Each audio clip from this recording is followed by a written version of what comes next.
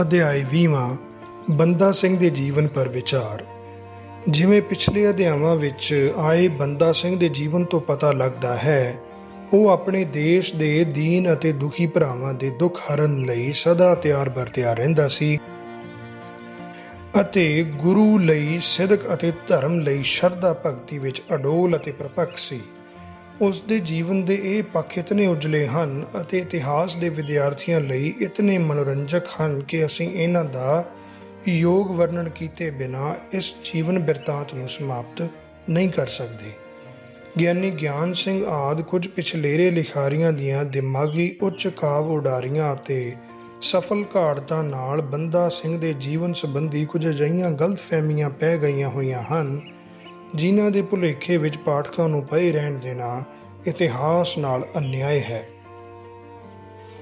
ਇਸ ਲਈ ਇਹਨਾਂ ਦਾ ਜ਼ਿਕਰ ਕਰ ਦੇਣਾ ਵੀ ਅਸੀਂ ਜ਼ਰੂਰੀ ਸਮਝਦੇ ਹਾਂ।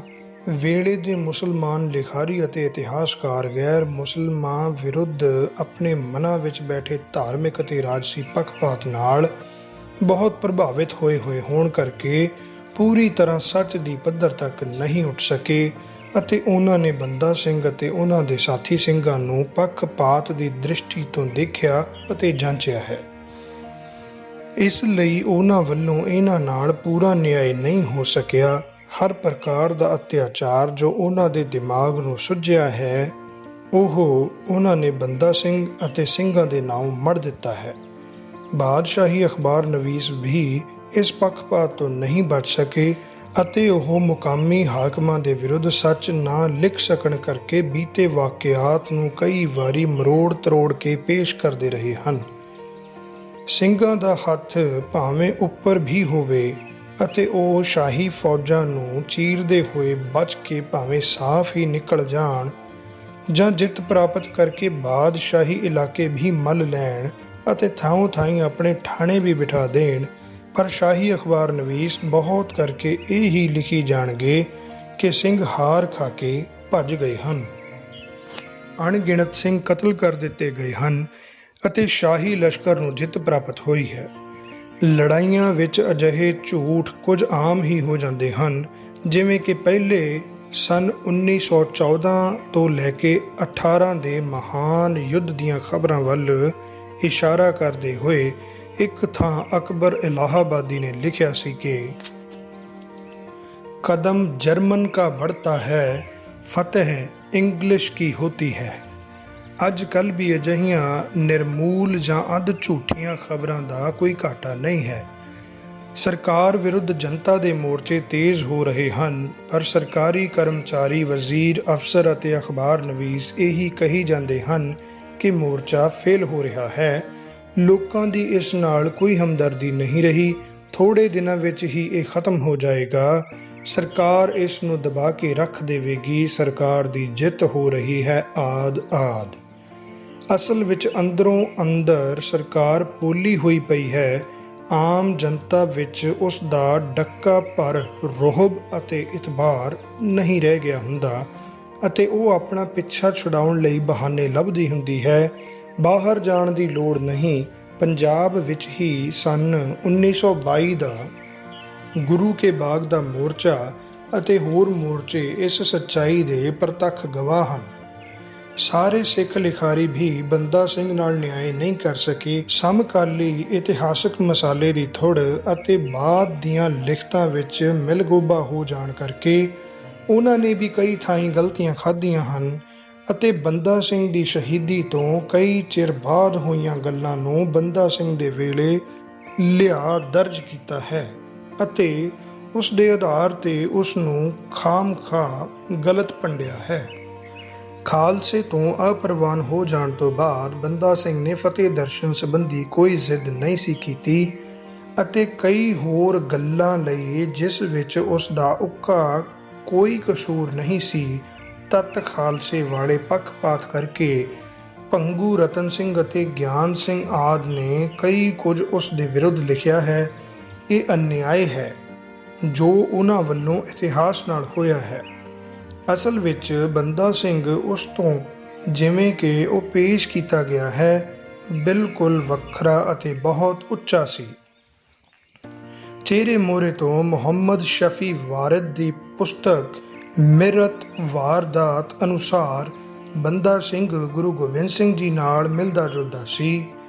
ਉਹ ਜੁੱਸੇ ਦਾ ਪਤਲਾ ਅਤੇ ਕੱਦ ਦਾ ਦਰਮਿਆਨਾ ਸੀ ਅਤੇ ਉਸ ਦਾ ਰੰਗ ਹਲਕਾ ਕਣਕਵੰਨਾ ਸੀ।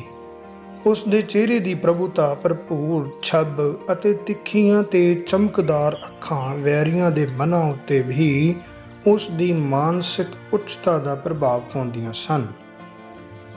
ਇਹ ਇਹਤਮਾਦੂ ਦੌਲਾ ਮੁਹੰਮਦ ਅਮੀਨ ਖਾਨ ਵਰਗੇ ਬੰਦਿਆਂ ਨੂੰ, ਜੋ ਉਸ ਦਾ ਕੱਟੜ ਜਾਨੀ ਵੈਰੀ ਸੀ, ਜਦ ਬੰਦਾ ਸਿੰਘ ਨੂੰ ਉਸ ਦੇ ਅੰਤਮ ਸਮੇਂ ਲਾਗੇ ਹੋ ਕੇ ਦੇਖਣ ਦਾ ਅਵਸਰ ਮਿਲਿਆ ਤਾਂ ਉਹ ਉਸ ਦੇ ਗਿਆਨਵਾਨ ਚਿਹਰੇ ਨੂੰ ਦੇਖ ਕੇ ਉਸ ਦੀ ਆਤਮਿਕ ਪ੍ਰਭੁਤਾ ਅਤੇ ਉਸ ਦੇ ਉੱਚੇ ਆਚਰਣ ਦੀ ਪ੍ਰਸ਼ੰਸਾ ਕਰਨ ਨੂੰ ਨਾ ਰਹਿ ਸਕਿਆ।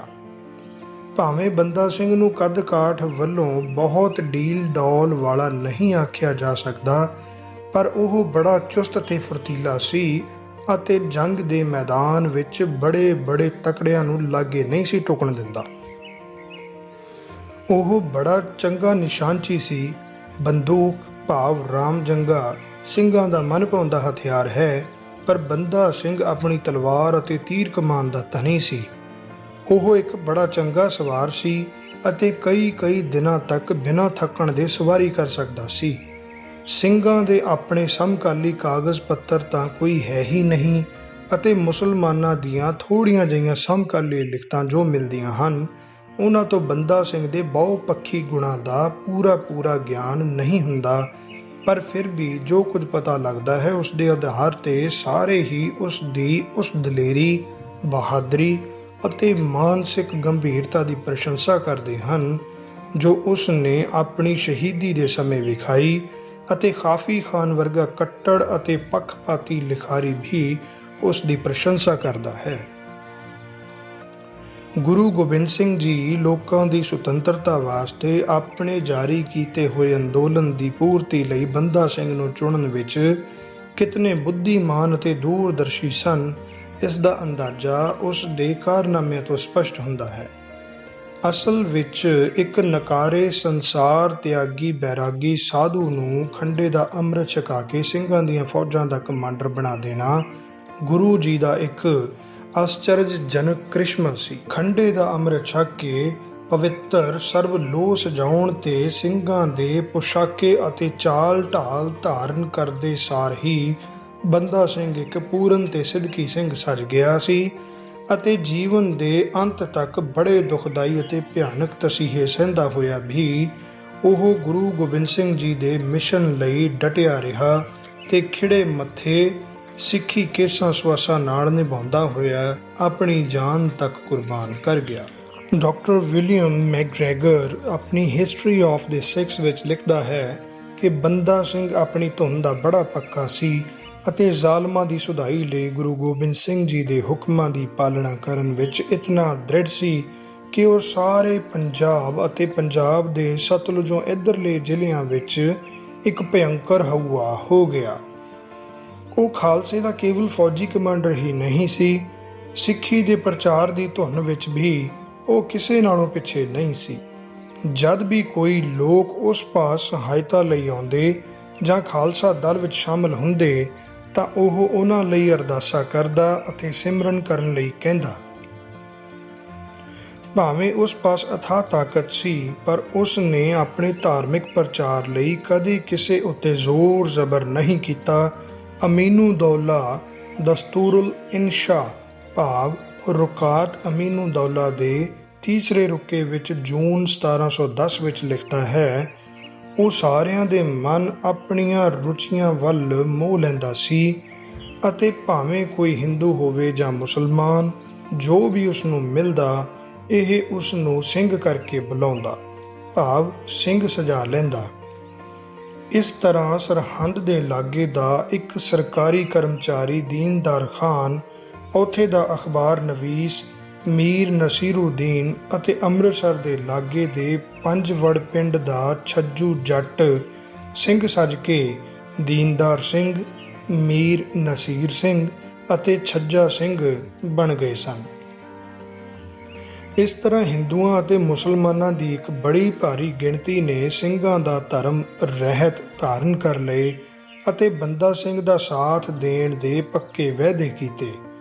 ਉਸਨੇ ਸਰਹੰਦ ਅਤੇ ਸ਼ਿਵਾਲਿਕ ਪਹਾੜ ਦੇ ਆਪਣੇ ਕੱਟੜ ਤੋਂ ਕੱਟੜ ਵੈਰੀਆਂ ਨੂੰ ਵੀ ਮੁਆਫ ਕਰ ਦੇਣ ਅਤੇ ਉਹਨਾਂ ਦੀਆਂ ਜਾਨਾਂ ਅਤੇ ਇਲਾਕੇ ਛੱਡ ਦੇਣ ਦਾ ਯਕੀਨ ਦਿਲਾਇਆ ਜੇ ਉਹ ਉਸ ਦੀ ਇੱਛਾ ਅਨੁਸਾਰ ਸਿੱਖ ਧਰਮ ਵਿੱਚ ਆਉਣਾ ਪ੍ਰਵਾਨ ਕਰ ਲੈਣ। ਦੀਨ ਅਤੇ ਦੁਖੀ ਲੋਕਾਂ ਦੀ ਰੱਖਿਆ ਕਰਨ ਵਿੱਚ ਉਸ ਨੂੰ ਉਹਨਾਂ ਲੋਕਾਂ ਦੀਆਂ ਅਸੀਸਾਂ ਪ੍ਰਾਪਤ ਹੋਈਆਂ ਜਿਨ੍ਹਾਂ ਦੀ ਪੁਕਾਰ ਸਦੀਆਂ ਤੋਂ ਕੋਈ ਨਹੀਂ ਸੀ ਸੁਣਦਾ। ਉਸ ਨੇ ਆਪਣੇ ਰਾਜ ਪ੍ਰਬੰਧ ਵਿੱਚ ਨੀਵਿਆਂ ਤੋਂ ਨੀਵੇਂ ਲੋਕਾਂ ਨੂੰ ਉੱਚੀਆਂ ਪਦਵੀਆਂ ਤੱਕ ਪਹੁੰਚਾ ਦਿੱਤਾ। ਅਛੂਤਾਂ ਅਤੇ ਨੀਚਾਂ, ਚੂੜੇ ਅਤੇ ਚਮਾਰਾਂ ਨੂੰ ਉਸਨੇ ਹਾਕਮ ਬਣਾ ਦਿੱਤਾ। ਇਰਵਿਨ ਲਿਖਦਾ ਹੈ ਕਿ ਇੱਕ ਚੂੜੇ ਜਾਂ ਚਮਾਰ ਲਈ, ਜੋ ਕਿ ਹਿੰਦੁਸਤਾਨੀਆਂ ਵਿੱਚ ਨੀਚਾਂ ਤੋਂ ਵੀ ਨੀਚ ਗਿਣਿਆ ਜਾਂਦਾ ਹੈ, ਕੇਵਲ ਘਰੋਂ ਆ ਕੇ ਗੁਰੂ ਭਾਵ ਬੰਦਾ ਸਿੰਘ ਪਾਸ ਹਾਜ਼ਰ ਹੋਣਾ ਹੀ ਹੁੰਦਾ ਸੀ ਕਿ ਥੋੜ੍ਹੇ ਜਿਹੇ ਸਮੇਂ ਵਿੱਚ ਉਹ ਆਪਣੀ ਜਨਮ ਭੂਮੀ ਦਾ ਹਾਕਮ ਬਣ ਕੇ ਆ ਜਾਂਦਾ। ਫਿਰ ਕੀ ਸੀ, ਵੱਡੀਆਂ ਵੱਡੀਆਂ ਉੱਚੀਆਂ ਜਾਤਾਂ ਵਾਲੇ ਅਤੇ ਧਨਾੜ ਲੋਕ ਉਸ ਦਾ ਸਵਾਗਤ ਕਰਦੇ ਅਤੇ ਅੱਗੇ ਹੋ ਕੇ ਲੈਣ ਜਾਂਦੇ। ਉੱਥੇ ਪਹੁੰਚ ਕੇ ਇਹ ਹੱਥ ਜੋੜੀ ਉਸ ਦੇ ਸਾਹਮਣੇ ਖੜੋ ਜਾਂਦੇ ਅਤੇ ਉਸ ਦੇ ਹੁਕਮਾਂ ਦੀ ਉਡੀਕ ਕਰਦੇ। ਕੋਈ ਆਦਮੀ ਉਸ ਦੀ ਹੁਕਮ ਅਦੂਲੀ ਕਰਨ ਦਾ ਹੌਸਲਾ ਨਾ ਕਰਦਾ ਅਤੇ ਉਹ ਲੋਕ ਜੋ ਕਈ ਵਾਰੀ ਰਣਭੂਮੀ ਵਿੱਚ ਨਿਕਲ ਆਉਣ ਦਾ ਖਤਰਾ ਲੈ ਲਿਆ ਕਰਦੇ ਸਨ, ਅਜਿਹੇ ਸਹਿਮ ਗਏ ਕਿ ਹੁਣ ਉਹ ਅੱਗੋਂ ਕੋਈ ਉਜ਼ਰ ਕਰਨੋਂ ਵੀ ਡਰਦੇ ਸਨ। ਰਾਜ ਪ੍ਰਬੰਧ ਵਿੱਚ ਬੰਦਾ ਸਿੰਘ ਨੇ ਦੇਸ਼ ਵਿੱਚ ਇੱਕ ਬੜੀ ਭਾਰੀ ਸੁਧਾਰ ਦੀ ਗੱਲ ਕੀਤੀ ਕਿ ਮੁਗਲ ਰਾਜ ਦਾ ਜ਼ਿਮੀਂਦਾਰਾ ਪ੍ਰਬੰਧ ਉਡਾ ਕੇ ਰੱਖ ਦਿੱਤਾ, ਜਿਸ ਨਾਲ ਕਿ ਹਲ ਵਾਹ ਕਿਸਾਨ ਗੁਲਾਮਾਂ ਦੀ ਹਾਲਤ ਤੋਂ ਵੀ ਬੁਰੇ ਅਤੇ ਨੀਵੇਂ ਹੋ ਗਏ ਹੋਏ ਸਨ। ਬੰਦਾ ਸਿੰਘ ਦੇ ਤਹਿਤ ਵਿੱਚ ਸਿੰਘਾਂ ਦਾ ਰਾਜ ਹੋ ਜਾਣ ਨਾਲ ਹਲ ਵਾਹ ਕਿਸਾਨ ਆਪਣੇ ਹਲਾਂ ਹੇਠਲੀਆਂ ਜ਼ਮੀਨਾਂ ਦੇ ਮਾਲਕ ਬਣ ਗਏ ਅਤੇ ਪੁਰਾਣੇ ਰਿਵਾਜ ਨਾਲ ਹੋ ਰਿਹਾ ਜ਼ੁਲਮ ਪੰਜਾਬ ਵਿੱਚੋਂ ਸਦਾ ਲਈ ਮਿਟ ਗਿਆ। ਨਿੱਜੀ ਚਲਣ ਵਿੱਚ ਬੰਦਾ ਸਿੰਘ ਇੱਕ ਸਿੱਧਕੀ ਅੰਮ੍ਰਿਤਧਾਰੀ ਸਿੰਘ ਸੀ ਅਤੇ ਸਿੱਖ ਗੁਰੂ ਸਾਹਿਬਾਂ ਲਈ ਉਸ ਦਾ ਨਿਸ਼ਚਾ ਅਤੇ ਭਗਤੀ ਅਟੱਲ ਅਤੇ ਅਡੋਲ ਰਹੇ।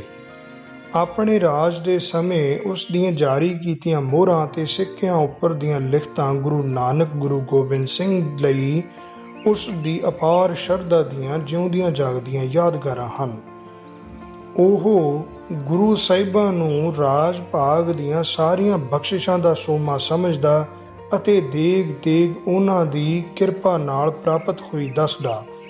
ਜ਼ਿੰਦਗੀ ਦੇ ਅੰਤਲੇ ਅਤੇ ਅੱਤ ਦੇ ਦੁਖਦਾਈ ਤੇ ਵਿਖੜੇ ਸਮੇਂ ਜਦ ਕਿ ਇੱਕ ਪਾਸੇ ਭਿਆਨਕ ਤਸੀਹਿਆਂ ਭਰੀ ਮੌਤ ਸਾਹਮਣੇ ਮੂੰਹ ਅੱਡੀ ਖੜੀ ਸੀ ਅਤੇ ਦੂਸਰੇ ਪਾਸੇ ਧਰਮ ਤਿਆਗ ਦੇਣ ਪਰ ਸੁਖੀ ਜੀਵਨ ਦੀਆਂ ਆਸਾਂ ਸਨ, ਇੱਕ ਸਮਕਾਲੀ ਲਿਖਾਰੀ ਅਨੁਸਾਰ ਬੰਦਾ ਸਿੰਘ ਦੀ ਧਰਮ ਪਰ ਦ੍ਰਿੜਤਾ ਹੈਰਾਨ ਕਰ ਦੇਣ ਵਾਲੀ ਸੀ। ਫਤਿਹ ਦਰਸ਼ਨ ਤੋਂ ਬਿਨਾਂ ਉਸ ਦੇ ਸਾਰੇ ਜੀਵਨ ਵਿੱਚ ਕੋਈ ਵੀ ਐਸੀ ਗੱਲ ਨਹੀਂ ਜੋ ਉਸ ਦੇ ਵਿਰੁੱਧ ਕਹੀ ਜਾ ਸਕਦੀ ਹੋਵੇ ਅਤੇ ਫਤਿਹ ਦਰਸ਼ਨ ਜਦ ਖਾਲਸੇ ਨੇ ਪ੍ਰਵਾਨ ਕਰ ਦਿੱਤੀ ਤਾਂ ਬੰਦਾ ਸਿੰਘ ਨੇ ਕੋਈ ਜ਼ਿੱਦ ਨਹੀਂ ਕੀਤੀ, ਬਲਕਿ ਖਾਲਸੇ ਦੀ ਗੱਲ ਪ੍ਰਵਾਨ ਕਰ ਲਈ। ਉਸ ਦੀ ਨਿੱਜੀ ਜ਼ਿੰਦਗੀ ਬੜੀ ਪਵਿੱਤਰ ਅਤੇ ਨਿਰਦੋਸ਼ ਸੀ ਅਤੇ ਖਾਲਸੇ ਦੀ ਰਹਿਤ ਦਾ ਉਹ ਪੱਕਾ ਧਾਰਨੀ ਸੀ, ਜਿਸ ਲਈ ਉਹ ਆਪਣੇ ਹੁਕਮਨਾਮਿਆਂ ਵਿੱਚ ਜ਼ੋਰ ਦੇ ਕੇ ਕਹਿੰਦਾ ਕਿ ਮੇਰਾ ਹੁਕਮ ਹੈ ਜੋ ਖਾਲਸੇ ਦੀ ਰਹਿਤ ਰਹੇਗਾ ਤਿਸ ਦੀ ਗੁਰੂ ਬੌੜੀ ਕਰੇਗਾ। ਉਹ ਵੈਰੀ ਦੀ ਇਸਤਰੀ ਦੀ ਇੱਜ਼ਤ ਦੀ ਵੀ ਰਾਖੀ ਕਰਨ ਦੀ ਬੜੀ ਜ਼ੋਰਦਾਰ ਹਿਦਾਇਤ ਕਰਦਾ ਹੈ। ਇਹ ਠੀਕ ਹੈ ਕਿ ਉਸਨੇ ਵਿਆਹ ਕਰਵਾ ਲਿਆ ਸੀ, ਪਰ ਇਸ ਵਿੱਚ ਉਸਨੇ ਗੁਰੂ ਜੀ ਦੇ ਕਿਸੇ ਹੁਕਮ ਜਾਂ ਖਾਲਸੇ ਦੀ ਰਹਿਤ ਦੀ ਉਲੰਘਣਾ ਨਹੀਂ ਸੀ ਕੀਤੀ। ਉਸਨੇ ਕੋਈ ਕੁਰਹਿਤ ਨਹੀਂ ਕੀਤੀ। ਵਿਆਹ ਕਰਨਾ ਸਿੱਖੀ ਵਿੱਚ ਕੋਈ ਵੀ ਵਰਜਿਤ ਗੱਲ ਨਹੀਂ, ਬਲਕਿ ਸੰਸਾਰ ਤਿਆਗੀ ਜੀਵਨ ਨੂੰ ਸਿੱਖੀ ਕੋਈ ਬਹੁਤਾ ਉੱਚਾ ਜੀਵਨ ਨਹੀਂ ਸਮਝਦੀ।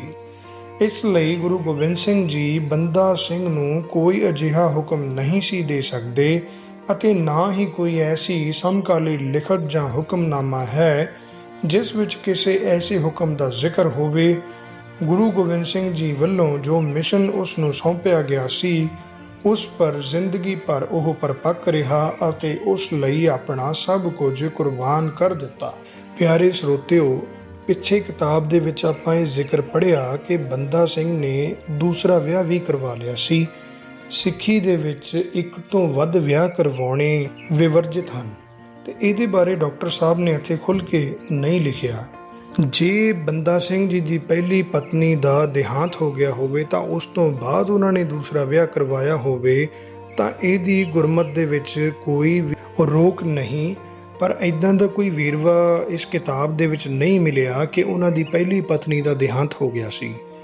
ਤੇ ਇਹ ਵੀ ਗੱਲ ਡਾਕਟਰ ਸਾਹਿਬ ਨੇ ਕਿਤੇ ਖੁੱਲ੍ਹ ਕੇ ਨਹੀਂ ਲਿਖੀ ਕਿ ਪਹਿਲੀ ਪਤਨੀ ਦੇ ਜਿਉਂਦੇ ਜੀ ਬੰਦਾ ਸਿੰਘ ਬਹਾਦਰ ਨੇ ਦੂਸਰਾ ਵਿਆਹ ਕਰਵਾਇਆ ਸੀ।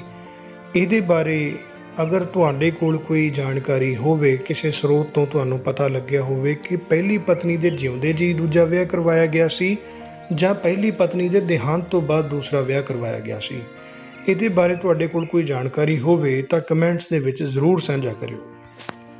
ਅੱਗੇ ਡਾਕਟਰ ਸਾਹਿਬ ਲਿਖਦੇ ਨੇ, ਖਾਲਸੇ ਵਾਸਤੇ ਜੋ 4 ਕੁਰੈਤਾਂ ਹਨ ਉਹਨਾਂ ਵਿੱਚੋਂ ਉਸਨੇ ਕੋਈ ਕੁਰੈਤ ਨਹੀਂ ਕੀਤੀ।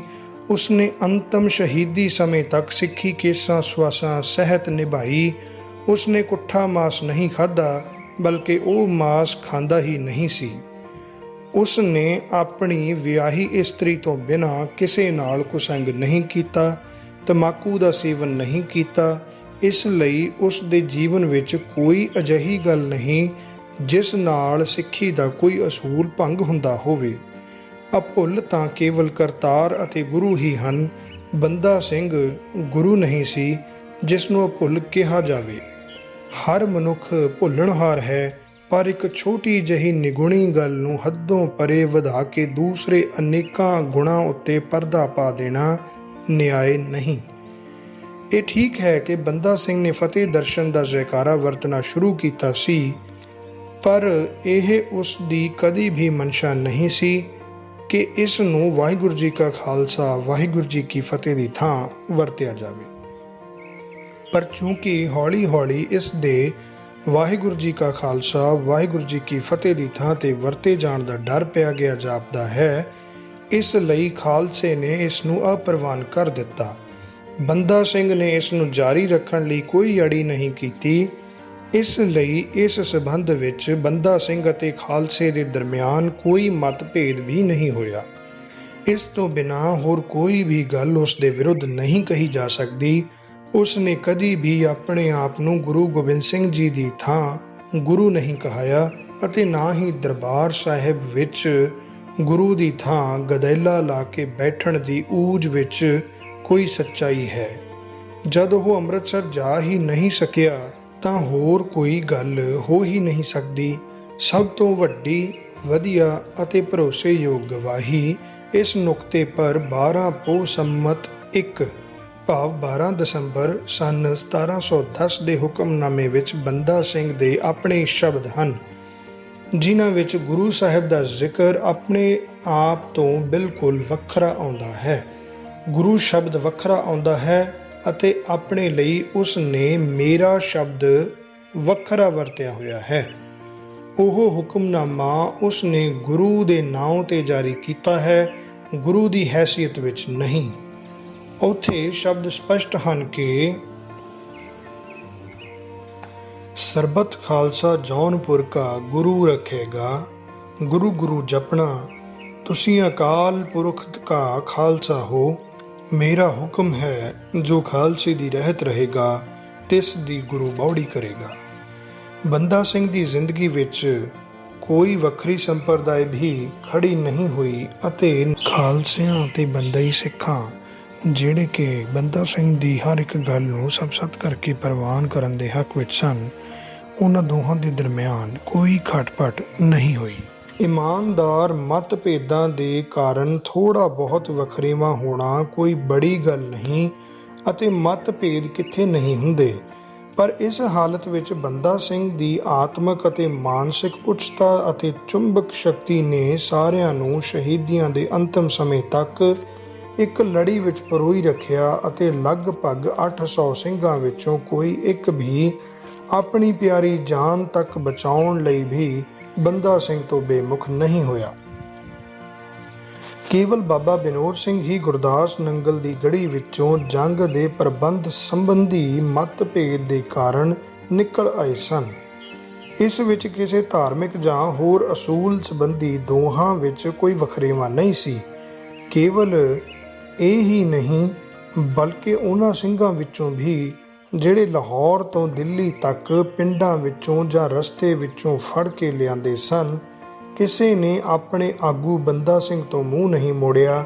ਉਹ ਸੁਖਾਲੇ ਹੀ ਕਹਿ ਸਕਦੇ ਸਨ ਕਿ ਅਸੀਂ ਤਾਂ ਗੁਰੂ ਗੋਬਿੰਦ ਸਿੰਘ ਜੀ ਦੇ ਸਿੰਘ ਹਾਂ, ਬੰਦਾ ਸਿੰਘ ਨਾਲ ਸਾਡਾ ਕੋਈ ਸੰਬੰਧ ਨਹੀਂ।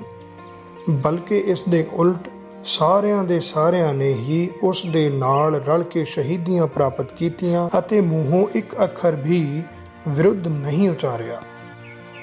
ਜਿਸ ਝਗੜੇ ਦਾ ਜ਼ਿਕਰ ਭੰਗੂ ਰਤਨ ਸਿੰਘ ਨੇ ਆਪਣੇ ਪ੍ਰਾਚੀਨ ਪੰਥ ਪ੍ਰਕਾਸ਼ ਵਿੱਚ ਬੰਦਈ ਅਤੇ ਤੱਤ ਖਾਲਸੇ ਦੇ ਦਰਮਿਆਨ ਮਾਤਾ ਸੁੰਦਰੀ ਜੀ ਦੀ ਫਰੁਖਸੀਅਰ ਨਾਲ ਹੋਈ ਗੱਲਬਾਤ ਦੇ ਸਿੱਟੇ ਦੇ ਤੌਰ ਤੇ ਕੀਤਾ ਹੈ, ਉਸ ਦੀ ਅਸਲੀਅਤ ਦੀ ਖੋਜ ਪੜਤਾਲ ਲਈ ਅਸੀਂ ਸਾਰੇ ਸਮਕਾਲੀ ਕਾਗਜ਼ ਪੱਤਰ ਅਤੇ ਲਿਖਤਾਂ ਵੇਖੀਆਂ ਹਨ, ਪਰ ਕਿਸੇ ਵਿੱਚ ਵੀ ਕੋਈ ਐਸੀ ਗੱਲ ਨਹੀਂ ਲੱਭੀ ਜਿਸ ਤੋਂ ਇਸ਼ਾਰਾ ਵੀ ਮਿਲਦਾ ਹੋਵੇ ਅਤੇ ਭੰਗੂ ਰਤਨ ਸਿੰਘ ਦੀ ਪੁਸ਼ਟੀ ਹੁੰਦੀ ਹੋਵੇ।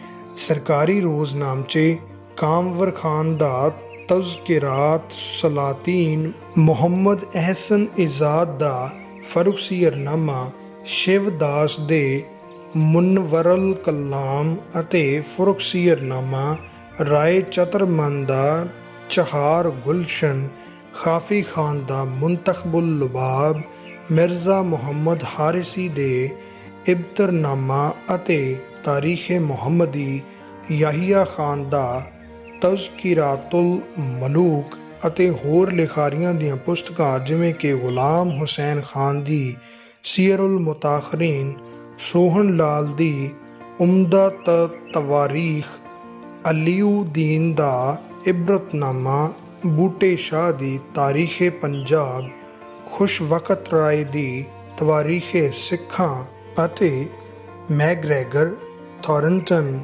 ਕਨਈਆ ਲਾਲ, ਮੁਹੰਮਦ ਲਤੀਫ ਆਦਿ ਦੀਆਂ ਪੰਜਾਬ ਦੀਆਂ ਤਵਾਰੀਖਾਂ ਅਤੇ ਸਰੂਪਦਾਸ ਦਾ ਮਹਿਮਾ ਪ੍ਰਕਾਸ਼ ਅਤੇ ਭਾਈ ਸੰਤੋਖ ਸਿੰਘ ਦਾ ਸੂਰਜ ਪ੍ਰਕਾਸ਼ ਇਸ ਗੱਲ ਸੰਬੰਧੀ ਸਭ ਚੁੱਪ ਹਨ। ਇਸ ਗੱਲ ਉੱਤੇ ਯਕੀਨ ਕਰ ਸਕਣਾ ਅਸੰਭਵ ਹੈ ਕਿ ਬੰਦਾ ਸਿੰਘ ਵਰਗੇ ਮਹਾਨ ਵੈਰੀ ਨੂੰ ਸਰ ਕਰਨ ਲਈ ਬਾਦਸ਼ਾਹ ਫਰੁਖਸੀਅਰ ਅਤੇ ਗੁਰੂ ਗੋਬਿੰਦ ਸਿੰਘ ਜੀ ਦੀ ਵਿਧਵਾ ਮਾਤਾ ਸੁੰਦਰੀ ਦੇ ਦਰਮਿਆਨ ਹੋਈ ਗੱਲਬਾਤ ਜਾਂ ਲਿਖਾ ਪੜ੍ਹੀ ਇਹਨਾਂ ਸਾਰੇ ਇਤਿਹਾਸਕਾਰਾਂ ਦੀ ਨਜ਼ਰੋਂ ਓਲੇ ਰਹਿ ਗਈ ਹੋਵੇ। ਅਖਬਾਰੇ ਦਰਬਾਰ ਮੁਅੱਲਾ ਅਤੇ ਤੁਜ਼ਕਿਰਾਤ ਸਲਾਤੀਨ ਦਿਨੋਂ ਦਿਨ ਬੰਦਾ ਸਿੰਘ ਸੰਬੰਧੀ ਖਬਰਾਂ ਅਤੇ ਬਾਦਸ਼ਾਹੀ ਹੁਕਮਾਂ ਦਾ ਚੋਖਾ ਵੇਰਵਾ ਦਿੰਦੇ ਹਨ, ਪਰ ਉਹ ਦਿਨਾਂ ਵਿੱਚ ਹੀ ਜਦ ਕਿ ਇਹ ਗੱਲਬਾਤ ਹੋ ਰਹੀ ਦੱਸੀ ਜਾਂਦੀ ਹੈ, ਬਾਦਸ਼ਾਹ ਵੱਲੋਂ 10 ਮਾਰਚ ਸੰਨ 1715 ਨੂੰ ਅਬਦੁਸਮਦ ਖਾਨ ਨੂੰ ਇੱਕ ਤਾੜਨਾ ਭਰੀ ਚਿੱਠੀ ਭਿਜਵਾਈ ਗਈ ਸੀ ਅਤੇ ਮੁਹੰਮਦ ਅਮੀਨ ਖਾਨ ਦੇ ਪੁੱਤਰ ਕਮਰੂਦੀਨ ਖਾਨ, ਅਸਫਾ ਸਿਆਬ ਖਾਨ, ਮੁਜ਼ੱਫਰ ਖਾਨ, ਰਾਜਾ ਉਦਿਤ ਸਿੰਘ ਬੁੰਦੇਲਾ, ਰਾਜਾ ਗੋਪਾਲ ਸਿੰਘ ਭਦਾਵੜੀਆ ਆਦਿ ਅਬਦੁਸਮਦ ਖਾਨ ਦੀ ਸਹਾਇਤਾ ਲਈ ਭੇਜਿਆ ਗਿਆ ਸੀ। ਮਹਿਮਾ ਪ੍ਰਕਾਸ਼, ਸੂਰਜ ਪ੍ਰਕਾਸ਼, ਚਹਾਰ ਗੁਲਸ਼ਨ, ਮੁਹੰਮਦ ਹਾਰਿਸੀ ਦੀ ਤਾਰੀਖ਼ ਮੁਹੰਮਦੀ ਆਦਿ ਵਿੱਚ ਦਿੱਲੀ ਵਿੱਚ ਮਾਤਾ ਸੁੰਦਰੀ ਦੇ ਜੀਵਨ, ਪਾਲਕ ਪੁੱਤਰ ਅਜੀਤ ਸਿੰਘ ਦੇ ਕਾਰਨਾਮਿਆਂ, ਮਾਤਾ ਸੁੰਦਰੀ ਵੱਲੋਂ ਅਜੀਤ ਸਿੰਘ ਦੀ ਬੇਦਖਲੀ, ਉਸ ਦੇ ਇੱਕ ਬੇਨਵਾ ਫਕੀਰ ਨੂੰ ਮਾਰ ਦੇਣ ਦੇ ਕਾਰਨ ਫੜੇ ਅਤੇ ਮਾਰੇ ਜਾਣ ਅਤੇ ਉਸ ਦੇ ਪੁੱਤਰ ਹਠੀ ਸਿੰਘ ਦੇ ਮਥੁਰਾ ਲਿਜਾਏ ਜਾਣ ਸੰਬੰਧੀ ਕਾਫੀ ਵੇਰਵੇ ਸਹਿਤ ਹਾਲਾਤ ਦਿੱਤੇ ਹੋਏ ਹਨ, ਪਰ ਬਾਦਸ਼ਾਹ ਫਰੁਖਸੀਅਰ ਨਾਲ ਲਿਖਾ ਪੜ੍ਹੀ ਜਾਂ ਗੱਲਬਾਤ ਦਾ ਇਹਨਾਂ ਵਿੱਚ ਉੱਕਾ ਹੀ ਕੋਈ ਜ਼ਿਕਰ ਨਹੀਂ। ਕਿਸੇ ਭਰੋਸੇਯੋਗ ਗਵਾਹੀ ਤੋਂ ਬਗੈਰ ਇਸ ਗੱਲ ਨੂੰ ਪ੍ਰਵਾਨ ਨਹੀਂ ਕੀਤਾ ਜਾ ਸਕਦਾ ਅਤੇ ਇੱਕ ਮਨ ਘੜਤ ਕਲਪਨਾ ਤੋਂ ਬਿਨਾਂ ਇਸ ਦਾ ਕੋਈ ਮੁੱਲ ਨਹੀਂ। ਇਹੋ ਹੀ ਮੁਹੰਮਦ ਅਸਲਮ ਖਾਨ ਨਾਇਬ ਸੂਬੇਦਾਰ ਅਤੇ ਬੰਦਾ ਸਿੰਘ ਦੇ ਵਿਚਕਾਰ ਘੜੀ ਗਈ ਗੱਲਬਾਤ ਬਾਬਤ ਕਿਹਾ ਜਾ ਸਕਦਾ ਹੈ। ਮੁਹੰਮਦ ਅਸਲਮ ਖਾਨ ਬਾਦਸ਼ਾਹ ਬਹਾਦਰ ਸ਼ਾਹ ਦੇ ਵੇਲੇ ਹੀ ਮਾਰਿਆ ਗਿਆ ਸੀ। ਮਾਲੂਮ ਹੁੰਦਾ ਹੈ ਕਿ ਭੰਗੂ ਰਤਨ ਸਿੰਘ ਦੇ ਪ੍ਰਾਚੀਨ ਪੰਥ ਪ੍ਰਕਾਸ਼ ਵਿੱਚ ਇਹਨਾਂ ਸੰਬੰਧੀ ਜ਼ਿਕਰ ਕਿਸੇ ਗਲਤ ਖਬਰ ਦੇ ਆਧਾਰ ਉੱਤੇ ਹੈ, ਸੱਚਾਈ ਉੱਤੇ ਉੱਕਾ ਹੀ ਨਹੀਂ।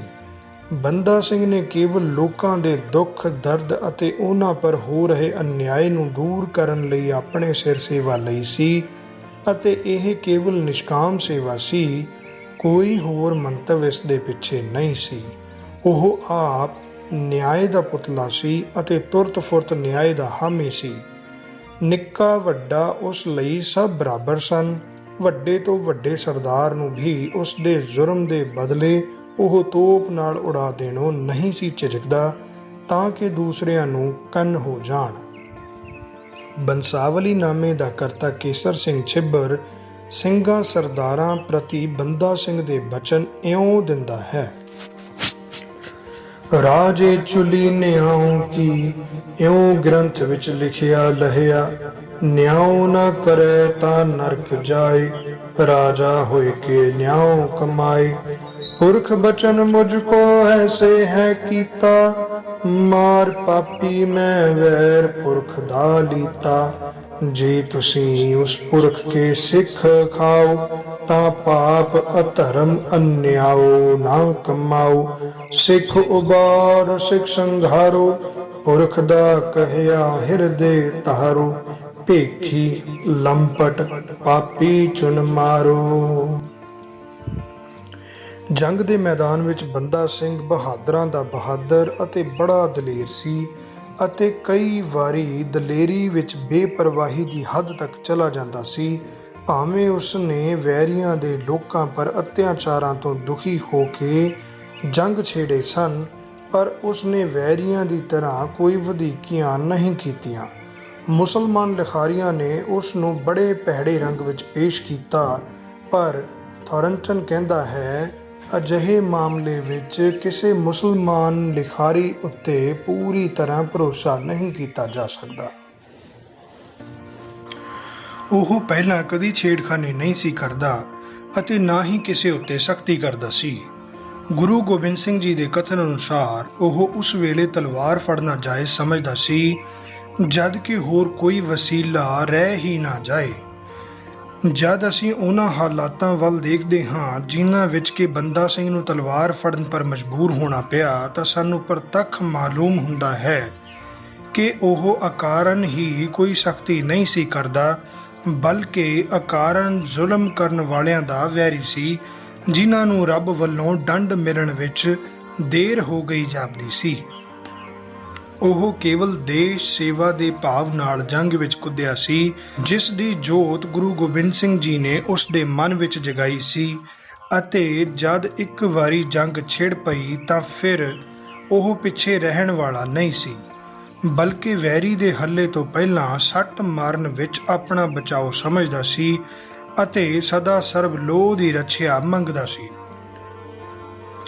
ਉਸ ਨੇ ਆਪਣੇ ਆਦਮੀਆਂ ਨੂੰ ਕਦੀ ਬੇਲੋੜੇ ਜੰਗ ਵਿੱਚ ਨਹੀਂ ਝੋਕਿਆ ਅਤੇ ਸਾਰੇ ਉਤਰਾਓ ਚੜਾਓ ਵੇਖਣ ਤੋਂ ਬਗੈਰ ਕਦੀ ਲੜਾਈ ਵਿੱਚ ਨਹੀਂ ਸੀ ਕੁੱਦਿਆ, ਅਤੇ ਜਿਵੇਂ ਮੌਕਾ ਹੁੰਦਾ ਸੀ ਉਹ ਜੰਗ ਵਿੱਚ ਡਟ ਜਾਂਦਾ ਜਾਂ ਪਿੱਛੇ ਹਟ ਜਾਂਦਾ।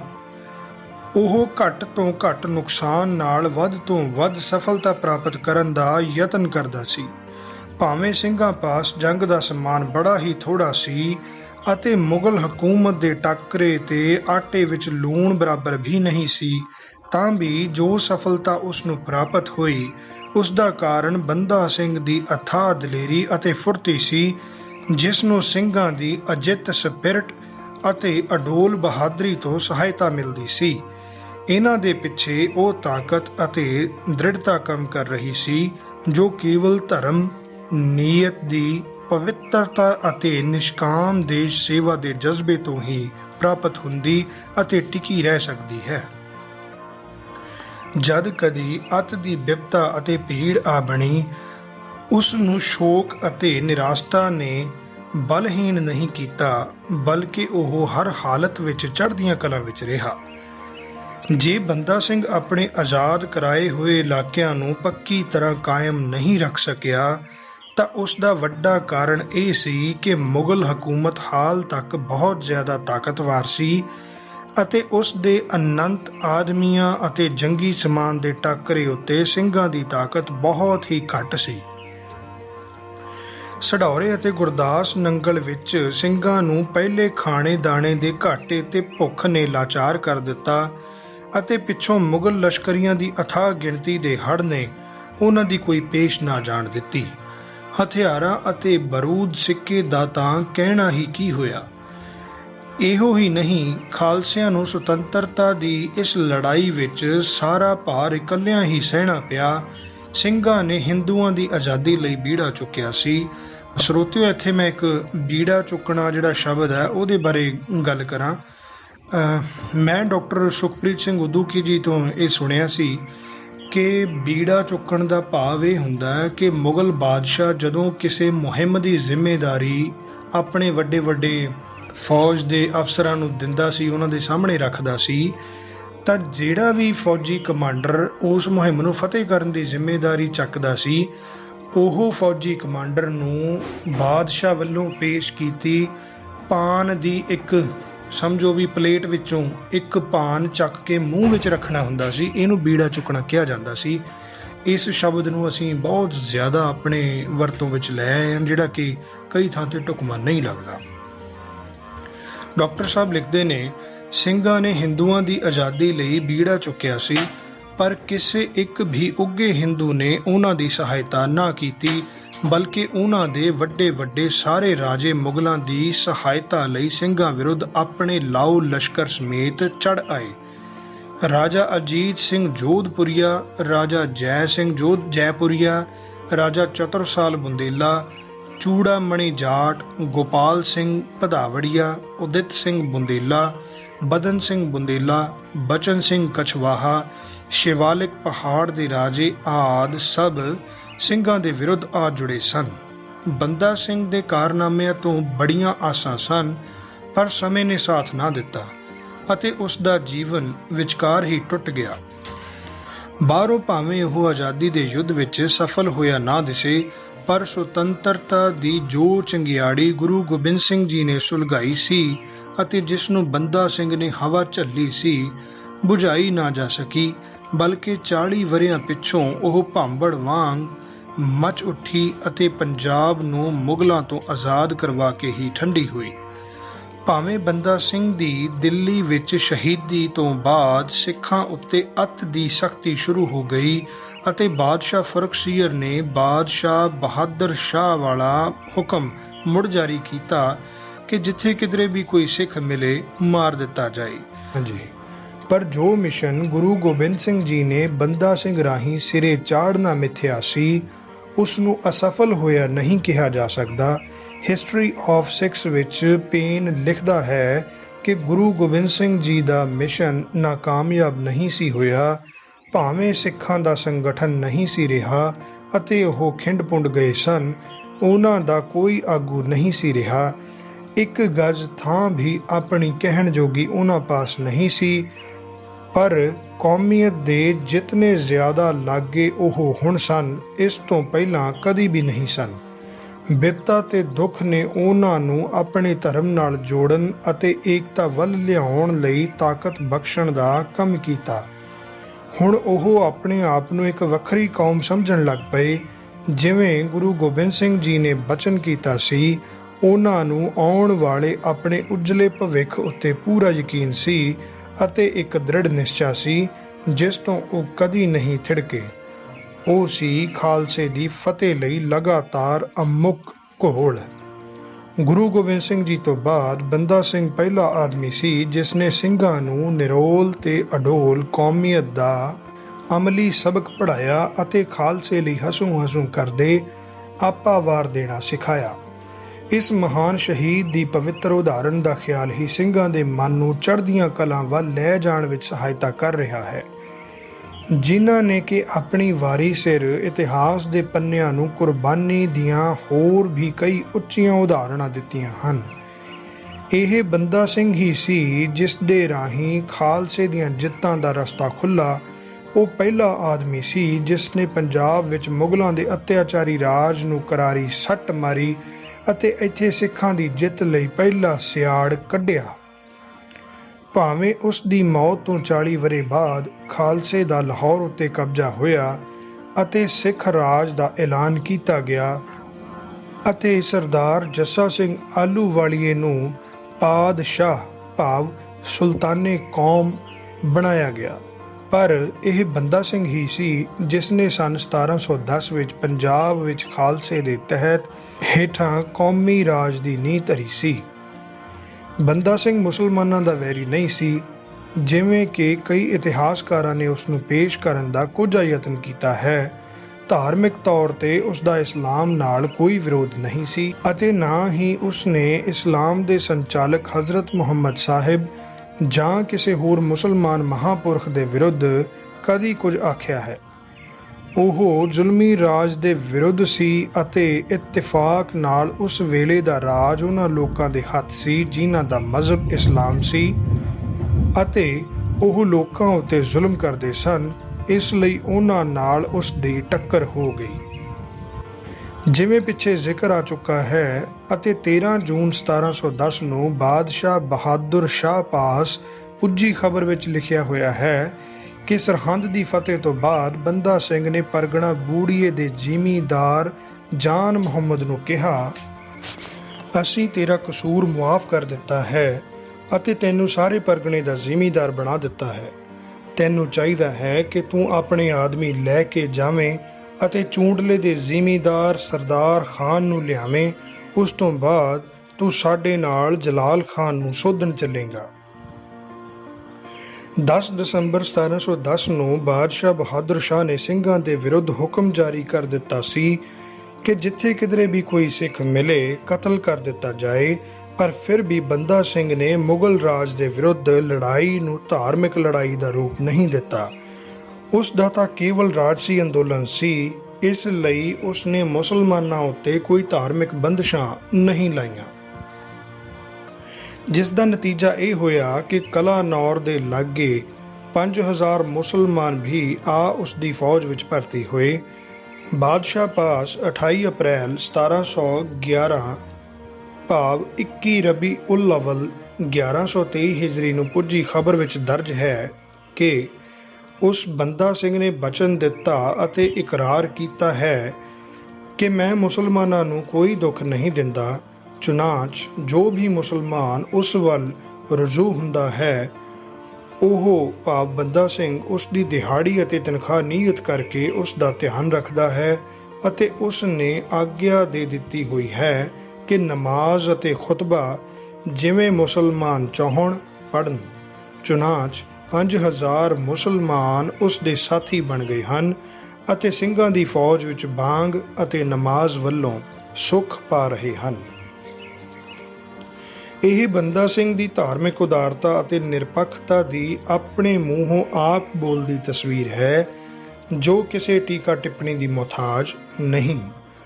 ਜੋ ਕੁਝ ਪਿਛਲੇ ਅਧਿਆਇਆਂ ਵਿੱਚ ਲਿਖਿਆ ਜਾ ਚੁੱਕਾ ਹੈ ਉਸ ਤੋਂ ਸੁਤੇ ਸਿੱਧ ਹੀ ਇਹ ਗੱਲ ਸਪਸ਼ਟ ਹੈ ਕਿ ਜੇ ਸਾਰਿਆਂ ਪਾਸਿਆਂ ਨੂੰ ਵਿਚਾਰ ਕੇ ਦੇਖਿਆ ਜਾਏ ਤਾਂ ਬੰਦਾ ਸਿੰਘ ਉਹਨਾਂ ਮਹਾਨ ਮਾਨਨੀय ਵਿਅਕਤੀਆਂ ਵਿੱਚੋਂ ਇੱਕ ਸੀ ਜਿਨ੍ਹਾਂ ਨੂੰ 17ਵੀਂ ਸਦੀ ਵਿੱਚ ਭਾਰਤ ਮਾਤਾ ਨੇ ਜਨਮ ਦੇ ਕੇ ਉਜਾਗਰ ਕੀਤਾ ਹੈ। ਭਾਵੇਂ ਇਸ ਨਾਟਕ ਉੱਤੇ ਪਰਦਾ ਡਿੱਗੇ ਨੂੰ ਹੁਣ 250 ਸਾਲ ਬੀਤ ਚੁੱਕੇ ਹਨ ਅਤੇ ਉਹ ਖਿਲਾੜੀ ਕਦੀ ਵੀ ਨਾ ਮੁੜਨ ਲਈ ਜੰਗ ਭੂਮੀ ਤੋਂ ਸਦਾ ਲਈ ਅਲੋਪ ਹੋ ਗਿਆ ਹੈ, ਪਰ ਉਸ ਦੀ ਮਹਾਨ ਆਤਮਾ ਦੀਨ ਅਤੇ ਦੁਖੀਆਂ ਦੀ ਸਹਾਇਤਾ ਲਈ ਉਸ ਦੇ ਗੁਰ ਭਾਈਆਂ ਅਤੇ ਸੂਰਮ ਗਤੀ ਦੇ ਕਾਰਨਾਮਿਆਂ ਵਿੱਚ ਕਈ ਵਾਰੀ ਮੁੜ ਆ ਚਮਕਦੀ ਹੈ। ਭਾਵੇਂ ਉਹ ਜਿਸ ਨੂੰ ਇੱਕ ਸਮੇਂ ਧਰਮ ਰੱਖਿਅਕ ਜਾਣ ਕੇ ਪ੍ਰਣਾਮ ਕੀਤਾ ਜਾਂਦਾ ਸੀ, ਜੋ ਦੁਖੀਆਂ ਦਾ ਸਹਾਰਾ ਅਤੇ ਉਹਨਾਂ ਦੀਆਂ ਆਸਾਂ ਦਾ ਭਰਪੂਰ ਸੋਮਾ ਸੀ, ਇਸ ਵੇਲੇ ਨਹੀਂ ਹੈ ਅਤੇ ਉਸ ਦੀ ਮਿੱਟੀ ਵਿੱਚ ਰਲ ਗਈ ਹੈ ਅਤੇ ਉਸ ਦੀ ਆਤਮਾ ਪਰਮ ਆਤਮਾ ਵਿੱਚ ਲਿਵਲੀਨ ਹੋ ਗਈ ਹੈ। ਉਸ ਦਾ ਨਾਉ ਦੀਨ ਦੁਖੀਆਂ ਲਈ ਨਿਸ਼ਕਾਮ ਬਲੀਦਾਨ ਤੇ ਗੁਰੂ ਅਤੇ ਵਾਹਿਗੁਰੂ ਦੀ ਭਗਤੀ ਵਿੱਚ ਅਡੋਲ ਰਹਿ ਕੇ ਸ਼ਹੀਦੀ ਲਈ ਸਦਾ ਅਮਰ ਰਹੇਗਾ। ਪਿਆਰੇ ਸਰੋਤਿਓ, ਇਹ ਇਸ ਅਧਿਆਏ ਦੀ ਸਮਾਪਤੀ ਹੈ। ਕਿਤਾਬ ਨੂੰ ਪੜ੍ਹਦਿਆਂ ਹੋਇਆਂ ਭੁੱਲਾਂ ਹੋ ਗਈਆਂ ਹੋਣਗੀਆਂ, ਆਪ ਖਿਮਾ ਕਰਨਾ ਜੀ। ਅਗਲੇ ਅਧਿਆਏ ਦੀ ਰਿਕਾਰਡਿੰਗ ਦੇ ਨਾਲ ਜਲਦੀ ਮਿਲਦਾ ਹਾਂ। ਵਾਹਿਗੁਰੂ ਜੀ ਕਾ ਖਾਲਸਾ, ਵਾਹਿਗੁਰੂ ਜੀ ਕੀ ਫਤਿਹ।